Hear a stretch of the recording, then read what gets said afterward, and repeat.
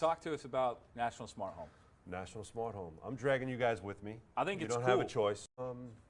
This is Rob's, by the way. He's going to tell you it's not, but it is. It's not Rob. This is his. So here's the way I look at the industry. Rob is definitely the guy for all of us. I look at the industry and I say it's top heavy. When you look at a pyramid, it's got a very wide base. It's a good structure. The building we were in yesterday, second floor, good structure. I think our industry is in a lot of trouble right now because you see these manufacturers popping up every day, manufacturing product and asking you guys, you need to install it, you need to buy it. You have reps like me calling you. It's the end of the month, literally. And how many phone calls and emails are you going to get of, you need to buy this Quotas. for your rewards points, yeah. and we're going to give you a discount if you buy it today, but on October 1st, the price is going to go up. That frustrates me because I was an integrator. I did work in that realm, and I couldn't deal with those. Like, how many phone calls am I going to get? How many emails am I going to get about this sale? So I look at the organizations that are running the industry, and it's sad to me because it costs a penny on Facebook for me to get in front of the homeowner. So coming into National Smart Home, it says, how could we engage with homeowners because you found it frustrating with the builders, the architects, the designers. I've heard it all. You got to go and get with the interior designers. You have to talk to the architects. In the late 90s into the early 2000s, the homeowner was accessible for some reason. I just feel integrators were buying a lot more. Maybe it was the economy. I don't know what it was. And then mid-2000 to today, you talk to distribution, you talk to integrators, it's go after the builder, go after the architect. Listen, whoever's closest to the homeowner wins, and that's it. And instead of me spending a day calling you, let me figure out a strategy on a Facebook ad that engages with a homeowner, and then I align them with an integrator in the area. And now when the integrator sees my phone number ringing on their phone, it's like, Rob's got something. So I did that as the tech reps.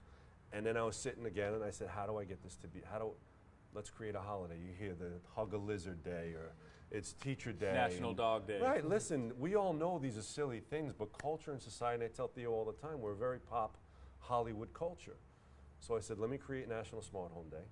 Let me back end that with a nationalsmarthome.org website and get industry people like yourself that understand where this is going and bring it together for the homeowner again. Because they are completely lost and have no idea unless they catch a video from you or an insight on Crestron, but it's not a Crestron-driven website. It's not a channel-driven website. It's a Angie's Craigslist house website where the homeowner will not get lost. I'm going to look for a home theater, but then, oh my God, Joanne's hairdresser is here, and Mike's Mechanics is here. And it's just a home for all of us to congregate for tech and put out there. So. And I think it's a great idea. It's funny. I haven't had a chance, honestly, to look at it too hard until just a few days ago, and I was looking at it. I was like, you know, this is really, really bright. It makes all kinds of sense. I think about it'll benefit us too, but I think about the dealer that's just getting going, that's struggling to get that first deal. Absolutely. And having basically a national register like that of dealers in your area, and what a great way to get leads. There's a lot to like about it. Even manufacturers, a new manufacturer comes out and puts his stuff on Amazon, it's impossible to find them. You know, if you can come to Smart Home, nationalsmarthome.org, and we promote those new manufacturers that we vet and trust in, and put them on there, I think it's an easier sell and easier. And not for nothing, most rep firms aren't even going to carry your product unless you have $1 million sales going anyway. So the reality is we have a lot of product out there coming up from from people inside our country that aren't doing $1 million of sales.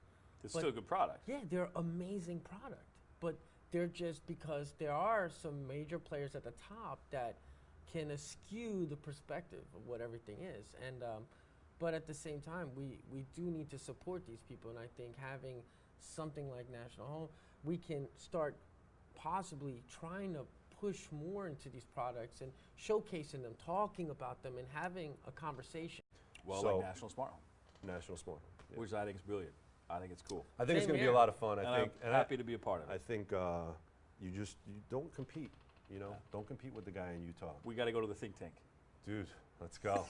Rob says he's going to say we think tank. We got to wrap up because this has been long. But before we wrap up, we want to give you a quick tour of Restrepo Innovation.